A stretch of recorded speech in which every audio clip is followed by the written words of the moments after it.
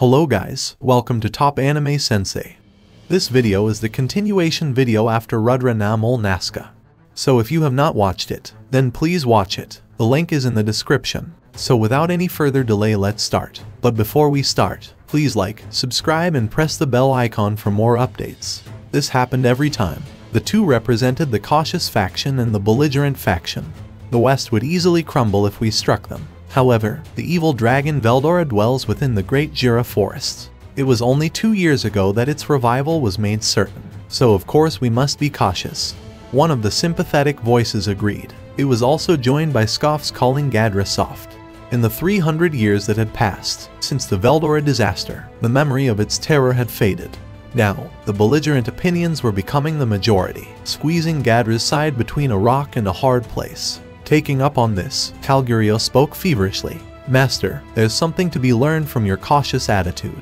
Nonetheless, as I have assured you many times, the countermeasures against Veldora are flawless. With our new weapons, we can subdue that evil dragon. You're ridiculous. Stop living in an illusion. Calgurio Dono. As long as the possibility of it failing cannot be denied, we must, naturally, exercise caution, not to mention, a new demon lord has risen to power in that forest. Although it is known that the demon lords do not cooperate with one another, it is still unwise to deliberately antagonize one. That evil dragon was revived and seems to have joined hands with the newcomer, Demon Lord Rimuru. Dealing with a demon lord through mutual inviolability is the tried and true approach.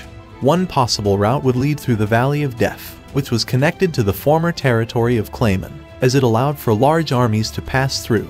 They did not, however, wish to venture into Demon Lord Milim's domain, which lay beyond it, thus discarding that option. Marching across fertile ground would be significantly faster, but that said, incurring the wrath of Demon Lord Milim was too great of a price to pay. Likewise, passing through the Great Jura forest would allow them to reach the west. But now Veldora, the storm dragon, had returned, and was allied with Demon Lord Rimuru. There is no reason to make more enemies, Gadra insisted, receiving nods from several civil servants. On the other side, Calgurio gave a scornful laugh and posed the question. Well then, Gadra Dono, are you saying that we should give up on pursuing the Empire's dearest wish? Taking the route through the Great Jura forest off the table would cripple their options in terms of dispatching a large army towards the west. Calgurio's concern was picked up by the army circle on those grounds. Calgurio Dono is right, Master. Even demon lords pose no threat in the face of the great Imperial army. You're being insolent before His Imperial Majesty. Gadra Dono, do you intend to defy the Emperor's will? Nay, Gadra shouted and refuted the objection. Come to think of it, rather than fighting a demon lord, it would be wiser to get the cooperation of the Dwarf King.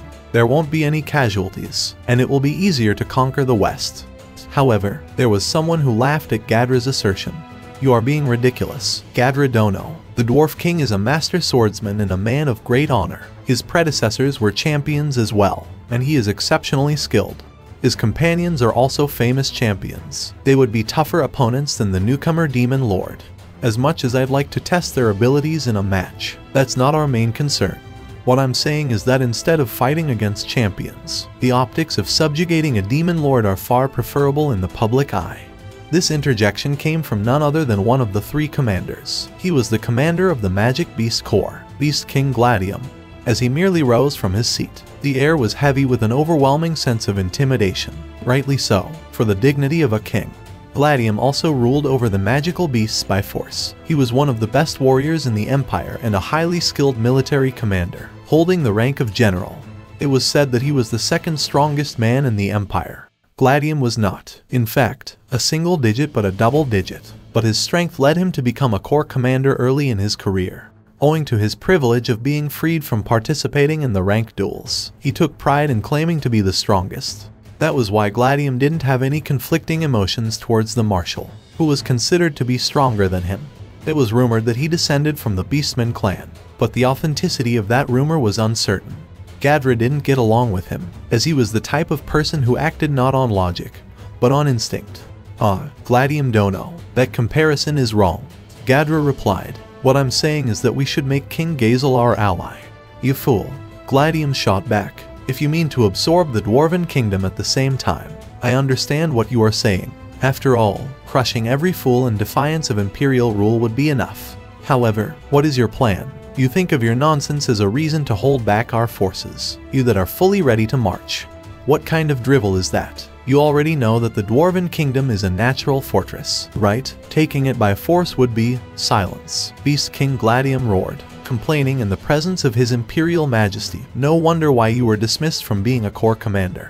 That was indeed the truth. Until about 30 years ago, the Magic Corps commanded by Gadra were part of the Empire's 3 great armies. Now, however, the best and brightest from the Corps had been transferred to the Technology Department and elsewhere. That was because the so-called magic relied on talent. To begin with, you could not control magic without possessing magical power. No amount of effort could replace it, thereby softly limiting their numbers. Although it was useful in combat, weapons had been developed to replace magic. One was a small magic weapon, the spell gun, using magic stones as the energy source. The magic circle engraved into the gun barrel would activate. It was a weapon by which anyone could use magic. While it fell short in being limited to only a single kind of magic, its effectiveness spoke for itself. For close combat, there was the Imperial Magic Saber. It worked on the same principle as the spell gun, and was one of the small magic weapons with weapon-strengthening magic applied.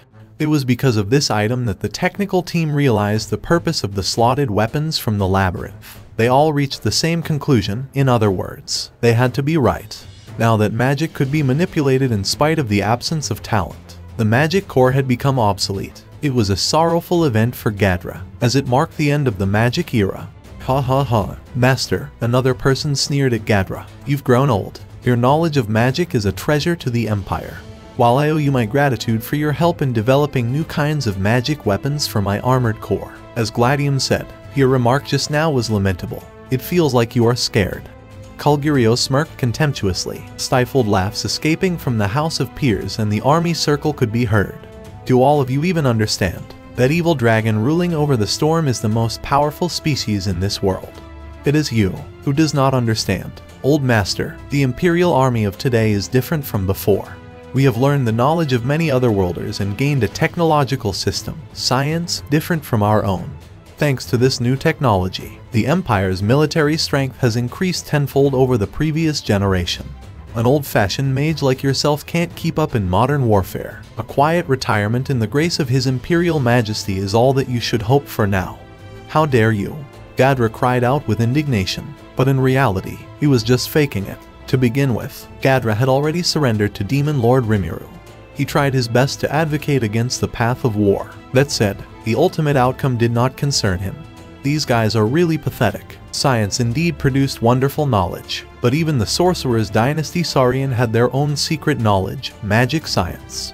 On top of that, His Majesty Rimuru also used to be an otherworlder. I don't know how far this military strength, which guarantees the supremacy of the Empire, could go. Now that he knew about Tempest, about Rimuru, Gadra doubted the victory of the Empire. It wasn't that he wished misfortune to befall his former associates, and on top of that, he also felt indebted towards His Imperial Majesty. So, he was trying his best to deter them from war. But if he failed, well, he would cross that bridge when he got there. From what he could tell, Yuki seemed to be gearing up towards staging a coup d'etat and planned to capture the Emperor, assassinate him, even. Considering his goal was to rule the world, a powerful leader was nothing but a hindrance. In the old days, Gadra would have left him to his own devices. But now that the very reason for war had disappeared, Gadra could no longer tolerate Yuki's ways, which threatened to plunge the world into chaos. Well, I don't know what will happen after this, but any further advice would be meaningless. In that case, the next step is to carry out His Majesty Rimuru's order, drawing the attention of the Imperial Army to the dungeon. Gadra quietly steeled his resolve. Then he turned his eyes to Yuki, who still remained silent. Calgurio took Gadra's silence as an admission of defeat. Gadra's Magic Corps had been disbanded, followed by internal restructuring of the military. The subsequent treatment of Gadra was nothing more than an honorary position, serving as the technical advisor to the Armored Corps.